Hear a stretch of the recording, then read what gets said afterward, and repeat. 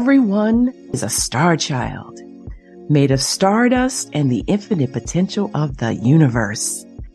This extraordinary fearless something in each of us clamors for freedom from the bonds of fear, conformity, and an ordinary life.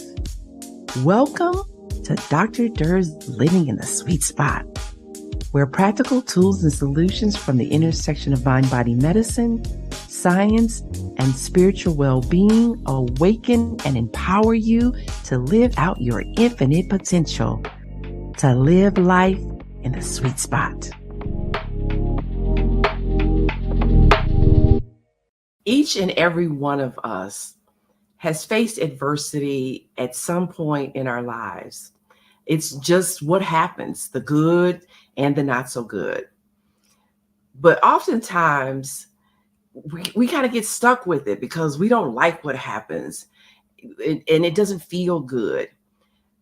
But today I'm going to have joining me Dr. Michael Mantell, because we're going to talk about how you grow through, not woe through adversity.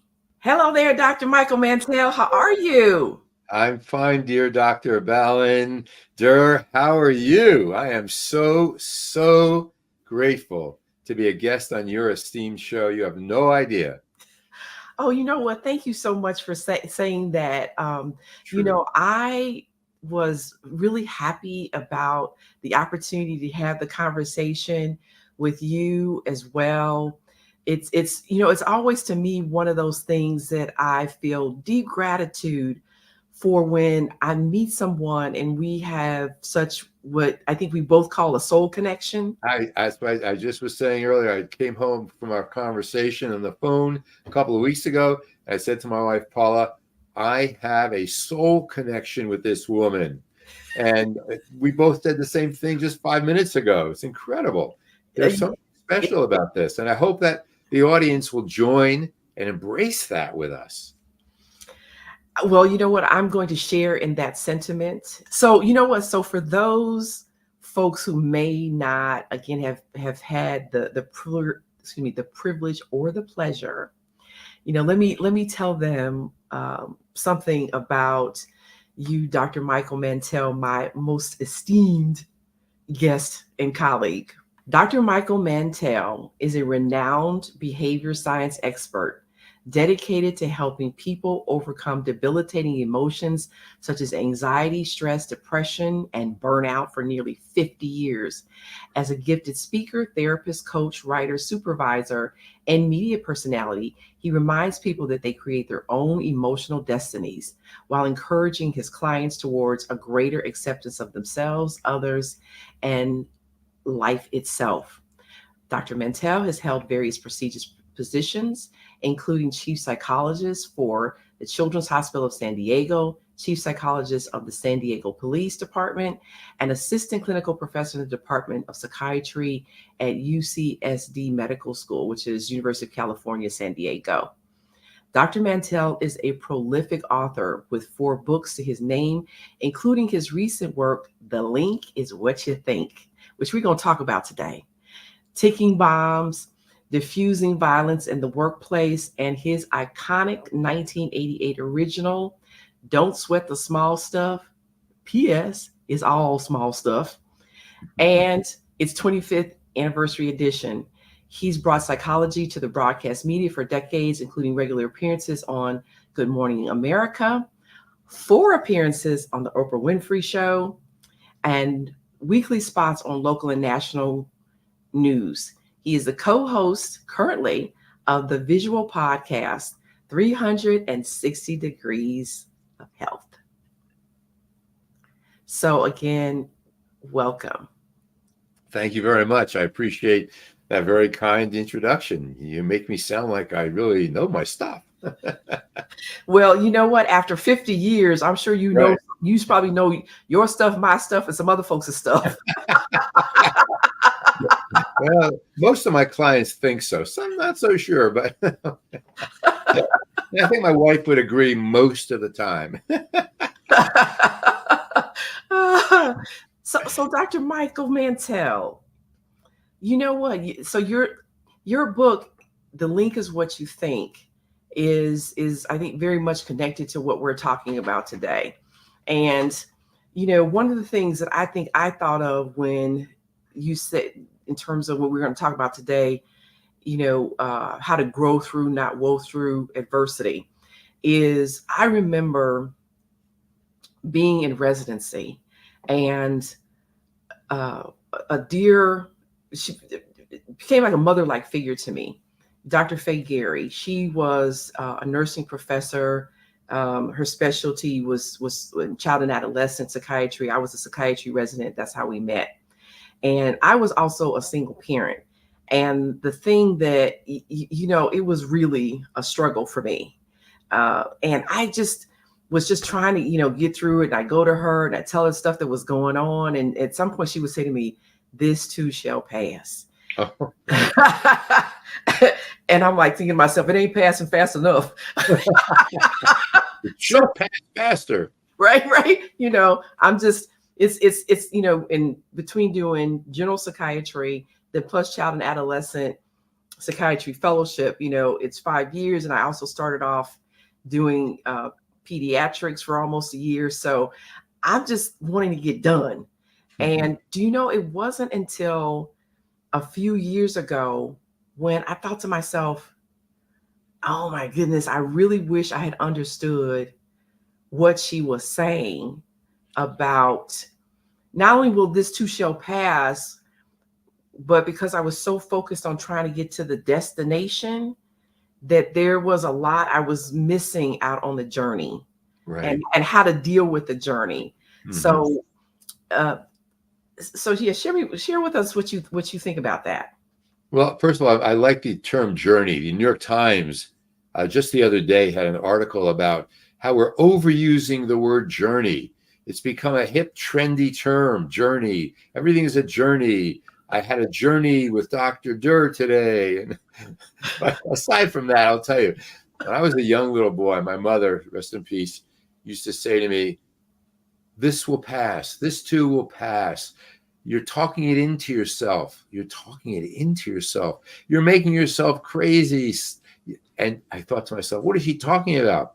Well, years later, when I started studying with Albert Ellis and Aaron Beck, irrational emotive behavioral therapy and cognitive behavioral therapy, I realized my mother, years and years and years before all that, knew something about the idea of the link is what you think. Michael, tell yourself this is going to pass. It's going to be fine. Tell yourself you're just talking it into yourself. And so, yeah, I was very, very well educated very early on in some of these very important concepts. I think that there's so many things that we miss along the way because we're focused on something we think is the important goal as opposed to enjoying ourselves along the way. Passion is very important. The goal, very important. But enjoying the journey along the way probably is even more important. So, what I was thinking when you were saying that, okay, so I could tell. So you had that good Jewish mom. Absolutely did. Thank God I did.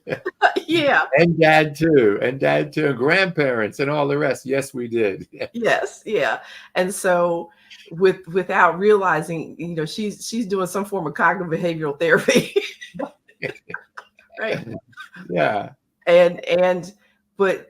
But of course, wisdom is something that's never restricted to certain people, nor a certain age, right? Nor a certain gender. So so I think that's awesome.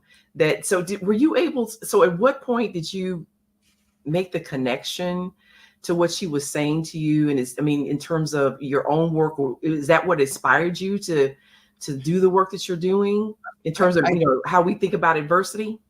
I think in some ways, probably deeply. I started off as an undergraduate as a pre-dental major.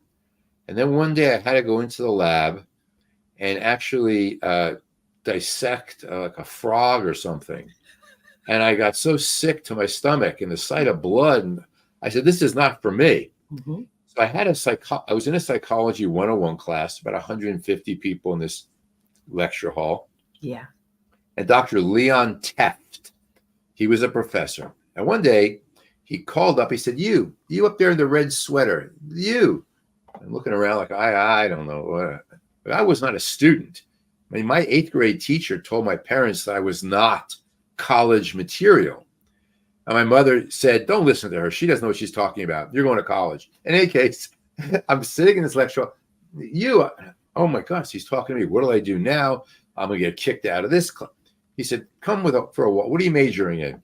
I said, I'm a pre-dental major. Mm-hmm. He said, I can see that's not you. Yeah. You're the only one in this class, the only one Mm-hmm. that is alive. There's 150 kids here, but you're the only one paying attention.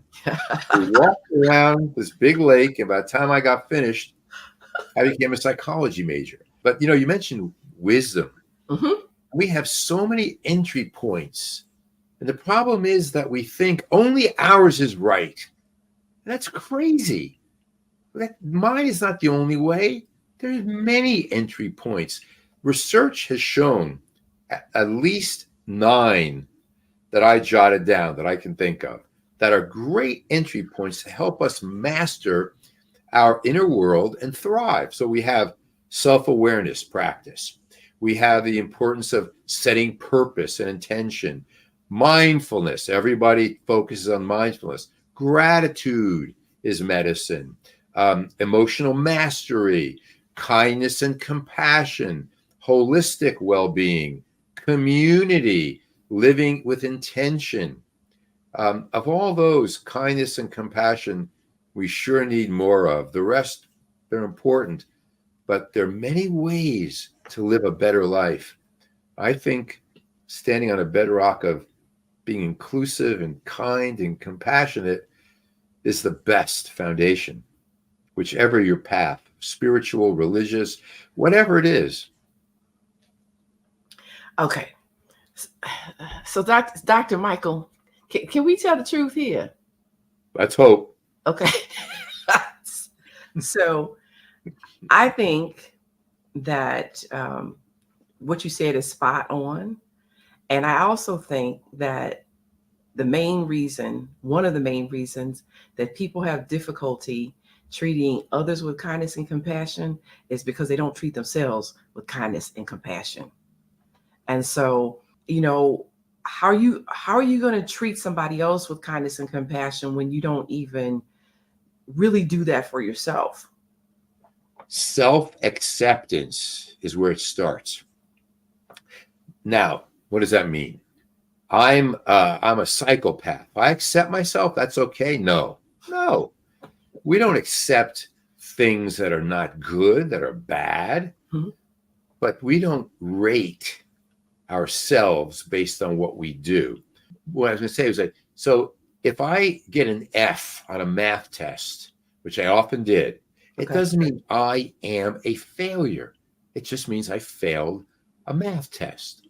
And you just alluded to something so important, Dr. Durr, that the way we talk to ourselves about ourselves determines so much of everything else.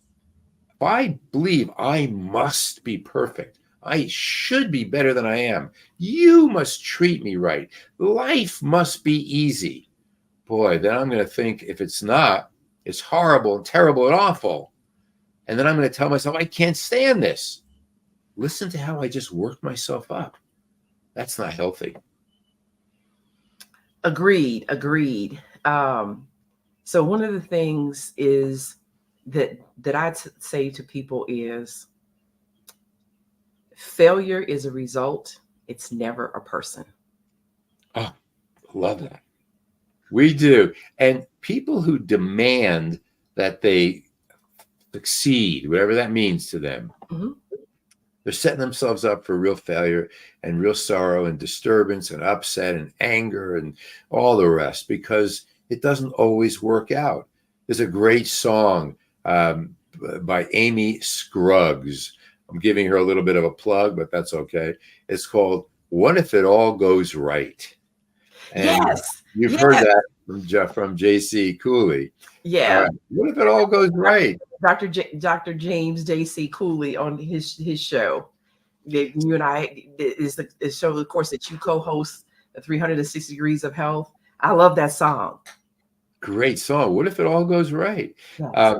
And so, as with you, when we talk about growing through, not woeing through adversity, maybe there really isn't adversity the way we think about it. Maybe these are opportunities for us to grow. And maybe we need, well, I'll give you an example. Mm-hmm. I'm doing a needlepoint here, okay? Mm-hmm. And you see the backside, and I put the needle in, I pull through, and here there's gray, and there's yellow and orange. And what is that, Michael? What is that, Dr. Mantell? Wait, I'm doing my needlepoint, and you see all this weird shapes and ugly threads hanging. Finally, boy, he's making an ugly thing. Wait, maybe I'm not. Maybe it'll all work out. No, it's definitely ugly. You shouldn't be doing that. Finally, I invite you to my side. Dr. Balin, come on over here. And you look over here, and I show you what's on this side. Mm-hmm. You say, oh my goodness, that is beautiful. I only saw this side. Mm-hmm. The trouble with our life and the way we think is so many of our clients only rigidly and inflexibly think in a certain way. And because of that, they don't see the possibility of when you pull the curtain back, maybe the needlepoint is beautiful. So be careful what you think. Yeah, well, I think one of the things, though, that a person has to be willing to do is the way I tell myself is I don't know everything. Right. And since I don't know everything, that means I'm not necessarily aware of everything in terms of all of what it is, right? So it's, for instance, when I'm looking at you right now, maybe I can see only 20% of you, right? But so from my perspective, because I can only see 20% of you, you're an amputee and you got no arms, no legs. Well, you don't see my gym shorts right now. But I'm just saying, but that's just my perspective, and it's not the truth, right? I'm only seeing a portion of you, and I don't see all of it. But the difficulty with that is then, based upon my perspective, I'm making judgments and opinions, and then, which is, of course, creating my feelings and the actions that I'll take, and it's not even the truth. How many of us, well, I live by a phrase, I think I shared with you when we spoke. Look beyond the outside to that which lies within. Mm-hmm. We don't always see that. Think about what someone can become. Think about what someone can become instead of what they've been. Yes. And I remember sharing that with Oprah one day. I'll tell you that story a little later, perhaps. But you're right. We only see a little piece of everyone, and we make these crazy judgments based on that. But when you realize that you have a thinking style, whether it's to catastrophize the negative or magnify the negative or personalize everything, a student said to me, a professor walked by me and didn't smile. I think I failed the test. Maybe the professor had indigestion. Mm-hmm. We have to be willing, like you say, to say, maybe I don't know everything. It doesn't mean I'm stupid or I've got a problem. Maybe I'm just human. Yeah, I just don't know everything.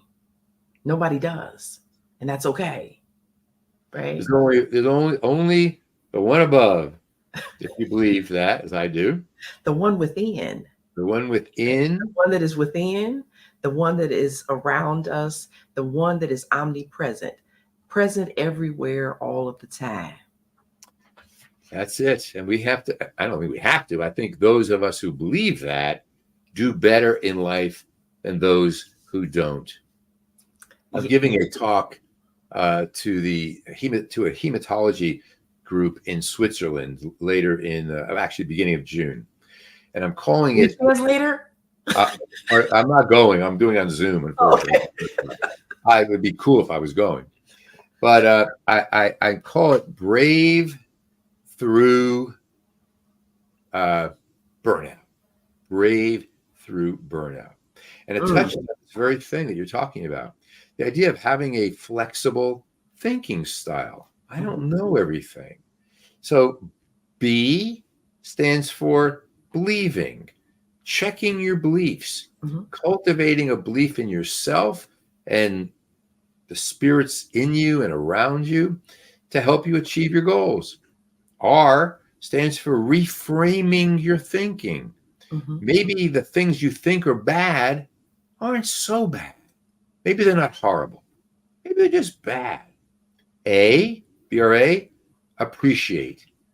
Let's appreciate the fact that maybe I don't know everything about Michael right now. Maybe the judgments I'm making about Dr. Durr are not fully in line with who Dr. Balin Durr really is. V, one of my favorites, vitamin V. Visualize in order to revitalize. Imagine seeing beyond the outside of this person. And then E, the encouragement elixir. Spread and surround yourself with positivity. Think about the fact that maybe I'm looking at this in the worst possible way. And when we go through that, we sure look at life differently and have a very different experience. The power of what if it all works out? What if it all goes right? So I love that, right? Again, what if it all works out? And for you and I, as who think of ourselves as spiritual beings and think of in that it's, what's happening is happening for us, right? Because it's an opportunity for us to grow and I think develop some tools and skills that we're going to need on the journey in terms of where we're going, and we don't even know we're going to need them yet. So I want to get into what's the difference between, the irrational thoughts versus the rational. Like I said, the irrational, I call it the squirrel madness. Let's take a break. And then when we come back, we're going to get into that. Okay. Great.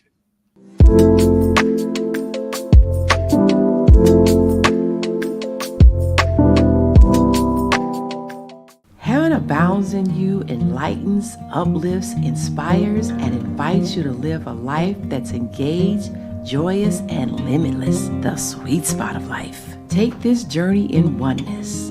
We are and have all that God, the infinite creative source of the universe, is. You are infinite potentiality, and the kingdom of heaven is within you. Heaven abounds in you.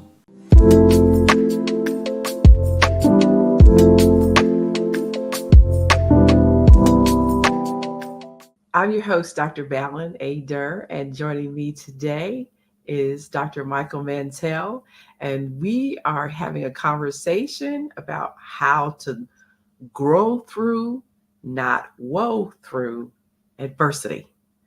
And so before the break, we said we were going to talk about the difference between irrational thinking and rational thinking. Like I said, irrational thinking, I call it squirrel madness.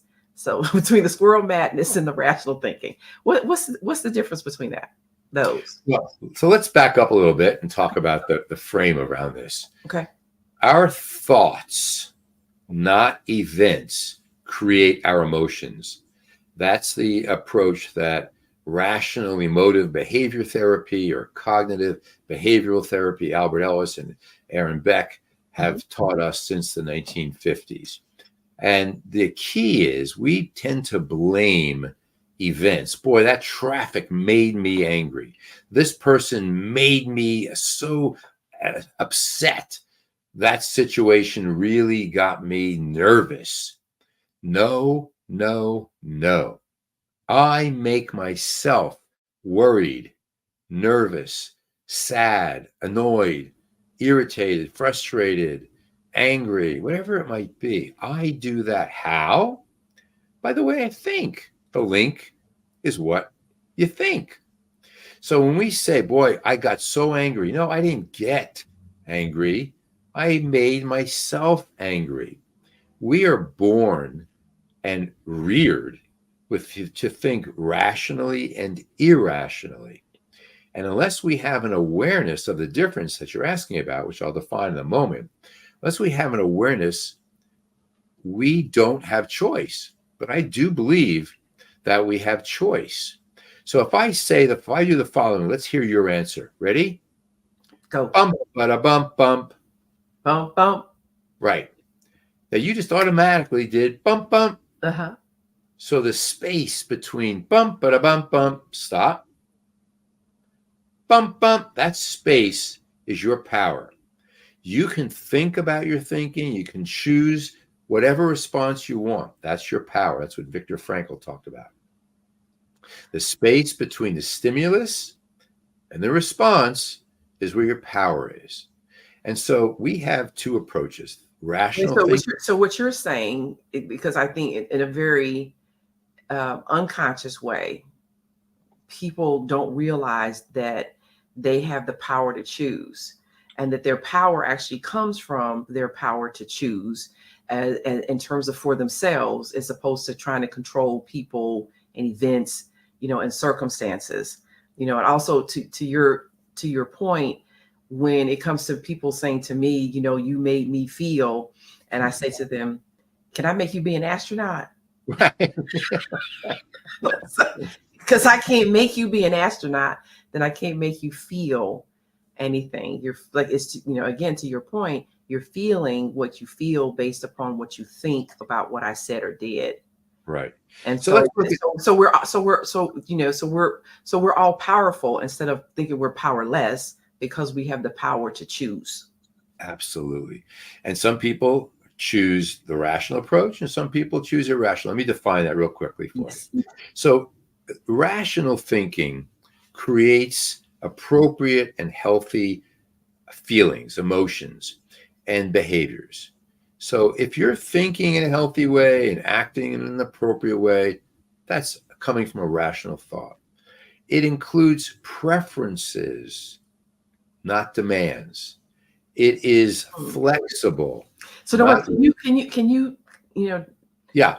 So for example, a bit more that, preferences versus demands. Okay. So I must have a better car than I have. I should have this.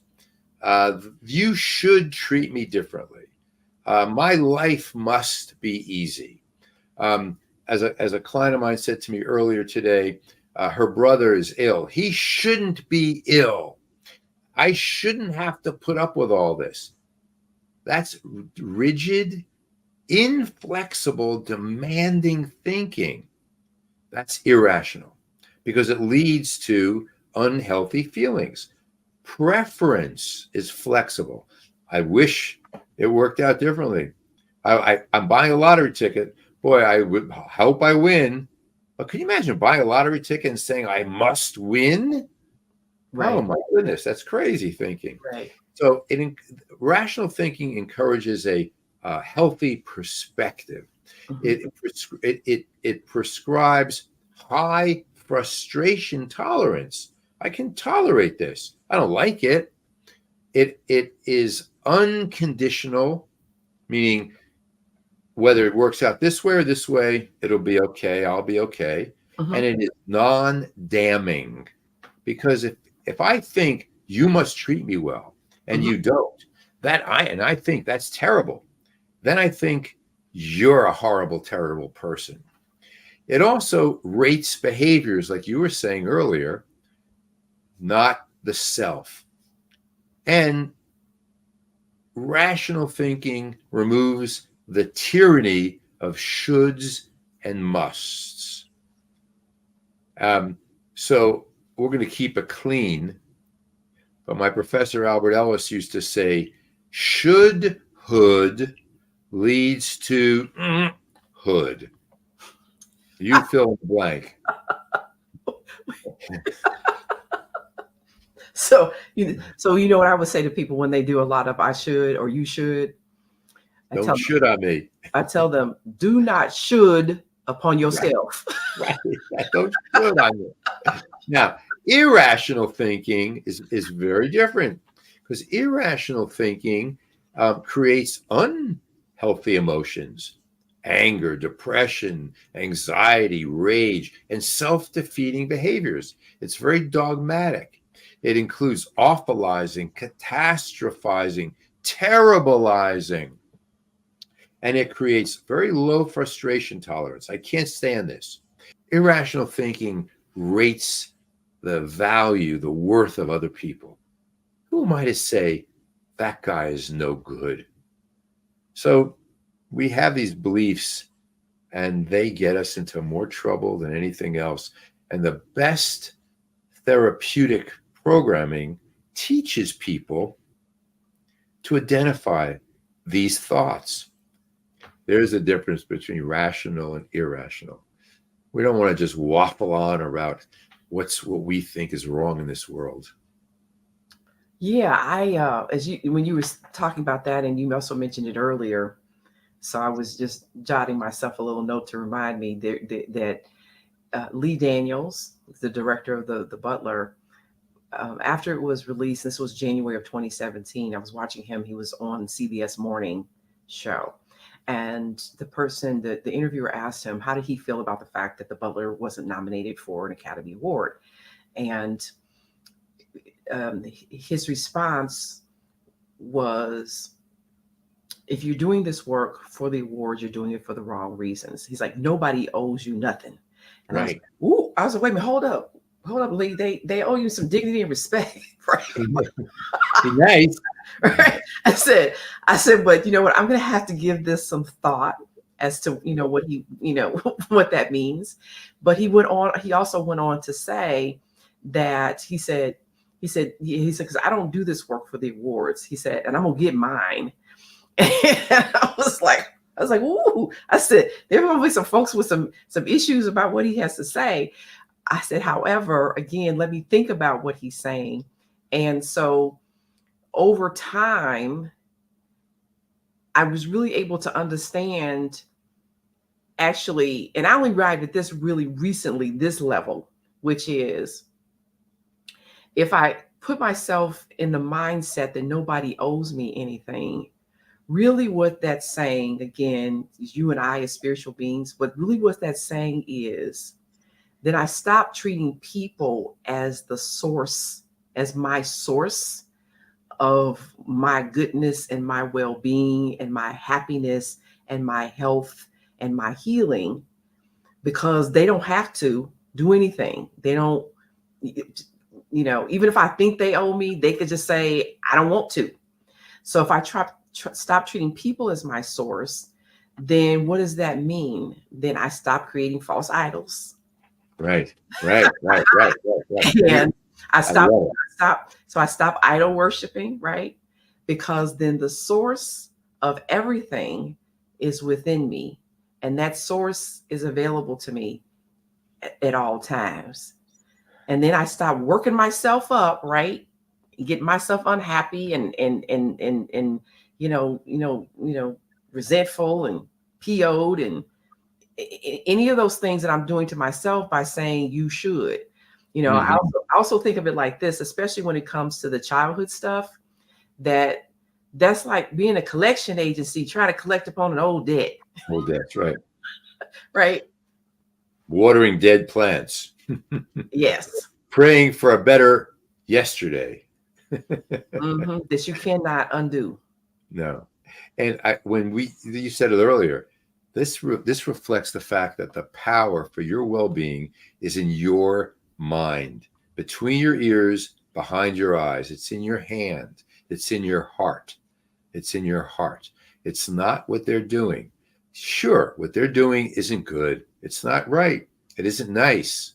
It isn't proper. It isn't helping the world. But I don't have to suffer because of that. And we see so much of that. And, I think that we could do so much better by checking that space between the stimulus, what someone does or what happens out there, and how we're going to respond to it. Bump, bada bump, bump. Wait a minute. How do I want to respond? I don't have to say bump, bump. Right. That's I can just dance and stay it. There you go. Exactly. All right. So you know what? Let's go ahead and take a break. Okay. And then when we come back, I also want to kind of get into some of your experiences, because I'm sure you've had adversity like all of us have had adversity. And so I'm just curious about your experiences that helped you arrive at this level of wisdom and understanding, other than your wise, good Jewish mama. We'll give her the credit. Okay.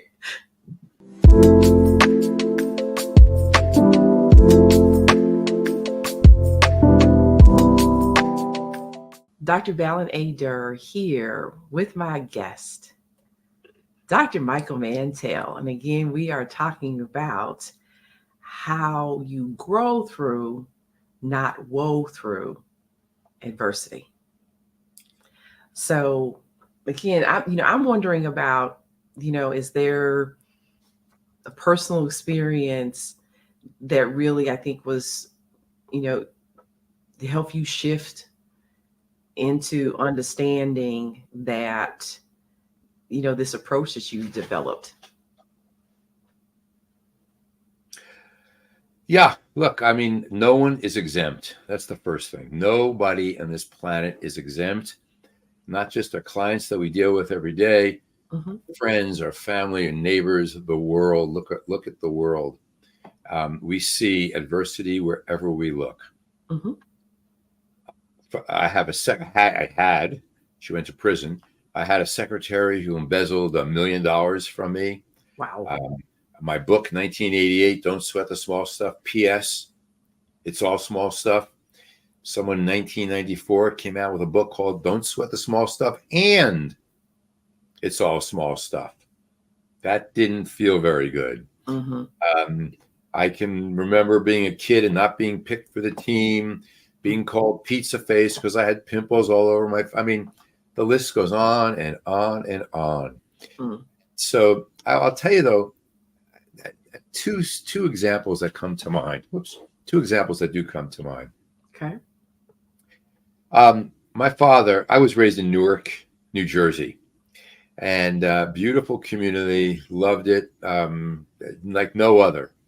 Still to this day, it's a comparison in my mind and my heart. And so my father had shoe stores in Newark, and this was back in the tough days of the riots in Newark, New Jersey. And I remember that one of his stores on Clinton Avenue in Newark, the riots were coming down the street. And they were pointing, take that one down, take that one down. Don't leave that doc, leave Mantell's shoes alone. What happened? Well, the story was this. My father was not in the shoe business necessarily to make money. We were middle class.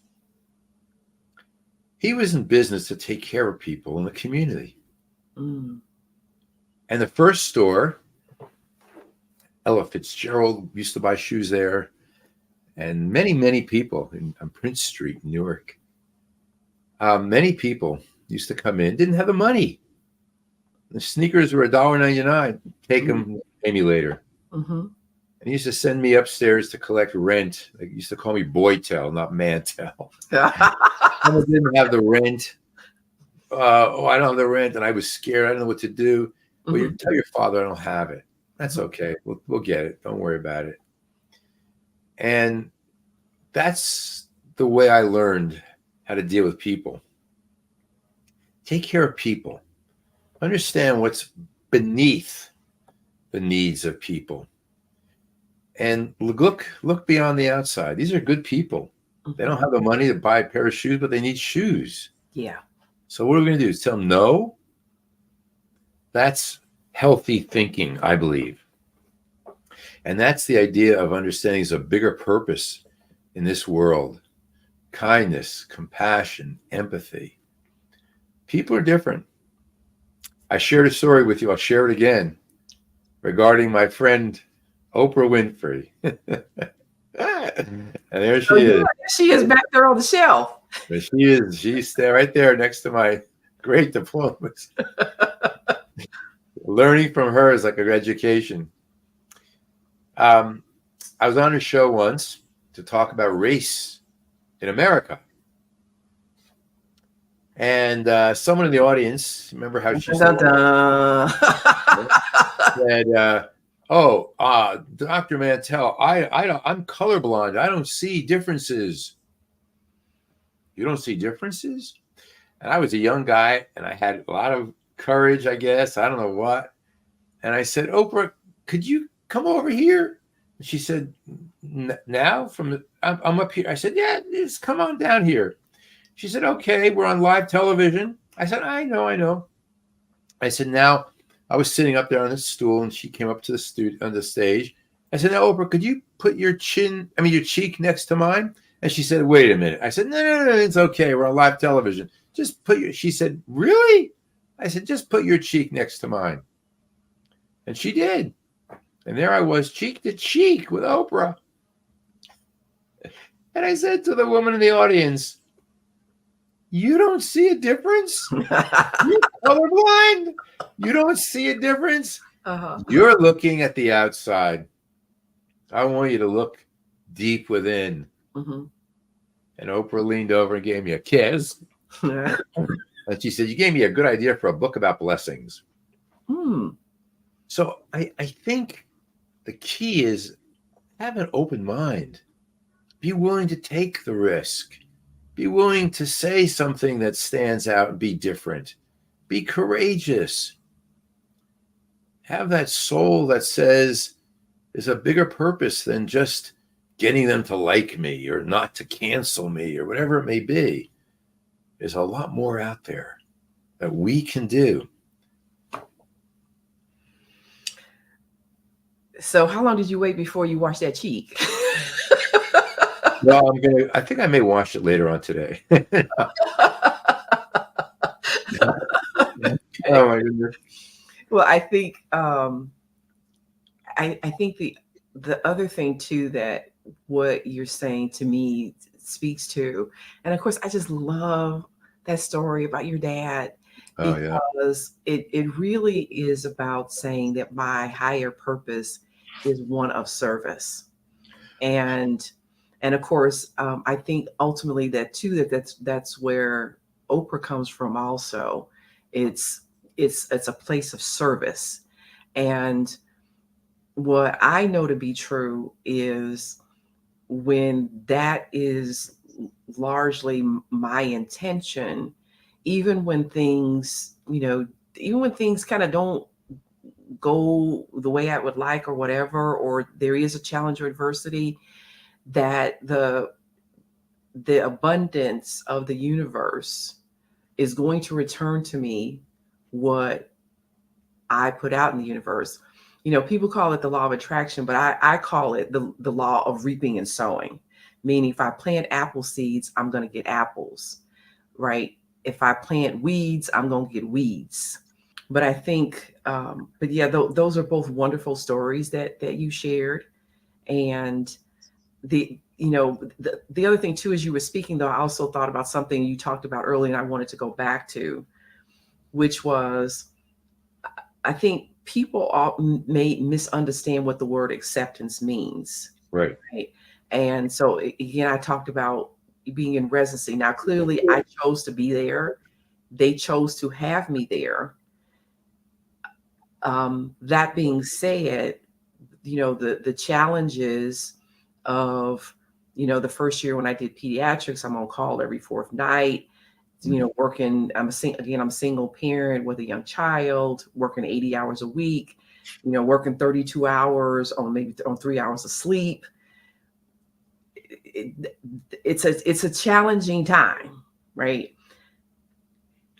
But so when you say acceptance, what does one the acceptance really mean, so that again we see it as an opportunity for growth, instead of going, woe is me, this is so bad, this is terrible, this is awful, why is this happening to me, I can't believe it's happening, whatever it is that we're that we're telling ourselves. Right. Right. So I will tell you this. That's a great question. I appreciate your asking. Acceptance, many people believe, means I like it, I accept it, and therefore it's okay. But no, it's not. I just got a call in the middle of this discussion, and I accept the fact that a call can come through on my watch or my phone, and I don't like it, but I accept that it just happened. I mean, I accept that there are conditions in this world for things to happen that I don't like. I never confuse acceptance necessarily with liking. And I think we have to keep that difference in mind. The more I accept illness or job issues or relationship issues or world events or conflicts of one kind or another, I accept these things can happen. I'm better able to respond. But if I don't accept it, I'm like in some kind of fantasy land. What do you mean you don't accept it? It just happened. You don't accept that happened. Accept it. You don't have to like it. That's the key. Yeah, so I really like that kind of simple way that you kind of tease that out. And for me, the way I think of acceptance again is like you said, I would say it's just not approval, but I like your way of saying I don't like it. So yeah, you like it, don't like it. But to me, the real difficulty with not accepting something, it means you were resisting it. So if I'm resisting something, then I'm caught up in the problem and I'm not focused on problem solving.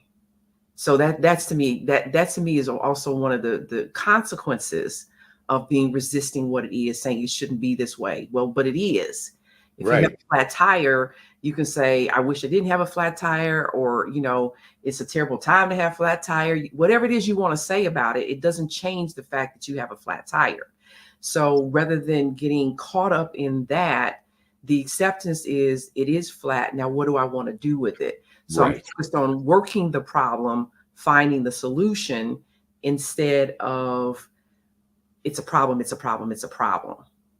So you were going to say something? No, I was going to say, you just said it beautifully. Oh, yeah, of course.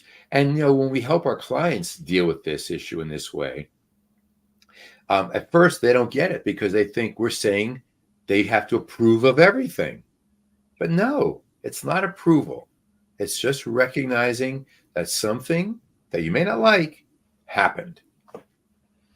So I think then, the big question becomes, how do we cultivate a mindset that is accepting of whatever the reality is at the moment, and see this in a way such that what's the growth opportunity for me in this, and maintaining that mindset, which then allows me to again grow through the adversity, instead of woeing and getting lost and stuck in the adversity. How do we cultivate that kind of mindset? Well, I think mindfulness is a critically important thing. what we used to be told, pay attention, became awareness and became mindfulness and all the rest. I think that mindfulness allows us to have the power to have emotional regulation, to be able to control the way we want to respond, as opposed to the way we think that's controlling us. And so I think there are times when you reframe your perspective about something. Okay, it's not something I really like. I get that. But I also recognize that it happened. And if I change my perspective, my interpretation, I understand that shapes how I perceive and how I experience adversity. And so I think those are a couple of things. I can go on and on and on and give you a whole long list of things, but I think that idea of reframing is critically important. Acceptance, non-judgment. And for those folks who may not really understand what mindfulness is, just something really quickly to define that. Well, it's actually it's acceptance and non-judgment. Mindfulness means I don't judge it. And is there one thing that you also can do in order to see it as a growth opportunity, the adversity? So resilience comes to mind there. Growth, a growth opportunity means that I step back and I don't ask why this happened. I ask how or what. Let me explain. How can I grow from this? What can I learn from this? When people want to grow, when people want to expand, when people want to thrive from an adverse experience, excuse me, if they spend a lot of time, why is this happening? Why are you doing this to me? Why did this happen? They'll never have an answer. There is no answer as to why. Why is this happening is a two-part question. The first part is why. Philosophers have been asking that for centuries and centuries. Why? There's no answer to why. The second part, is this happening? Oh, yeah, it's happening. Let's move on now. But I think that the idea of asking how and what, how can I grow from this? What can I learn as a result of this? How and what? Dr. Michael Bernard Beckwith would call your last two questions empowering questions. Yes. And the why is this happening to me, a disempowering question. Right. Yeah. Right. Exactly right. He said it better than I did. Yeah. So, okay. So just real quickly, how can people get your book and how can they get in touch with you? The book is available on Amazon, as are all books. The link is what the link is what you think. Yes. And there I am on the cover of that book, and you'll recognize it. It's a basic, what do I want to say? Collection of my 365 days. Every day on Facebook and LinkedIn, I put up Mantell points to ponder, here to help. 5 points every day. Sometimes I take one day off, but usually every day. And they're all there. So you get a page a day of wisdom that I've collected over many, many, many years. And I share them still to this day. You can get the book at Amazon. The link is what you think. And you can find me on Facebook and LinkedIn and X and whatever the other things are called these days. I'm there. If people want to write to me, I take emails from everybody. My email address is doctor, no period, just DRMantell at me.com. DRMantell at me.com. I'll answer you. I like to be the coach in people's pockets. So between sessions, people say, hey, Dr. Man, could I get a quick question? Yeah, sure. What is it? No charge. Yeah, and I've seen your points to ponder. I'm kind of going, ooh, if folks really like peel the layers back, these are really wonderful. This will take you very far. Thank you for saying that. I appreciate that. You're more than welcome. And thank you so much for having this conversation with me today. Again, I'm, grateful, appreciative, And of course, you've been such a wonderful guest. And I hope you will join me again sometime. I would be honored, Dr. Durr. You have no idea what a gift you are to this world, to your patients, to your family, to your friends, to all of those who look up to you. When I first met you, we had an instant connection, and it's still there and it's growing. So I would love to come back, of course.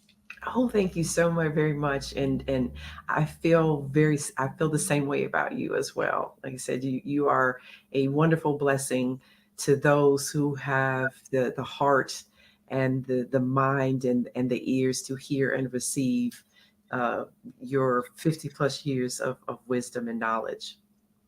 So I would encourage everyone to get a copy of his book. The link is what you think.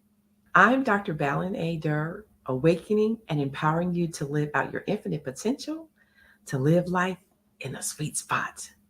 I'll see you next time.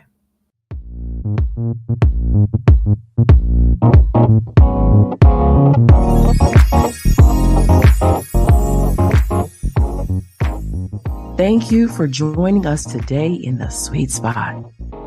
Share, follow, and like us on social media.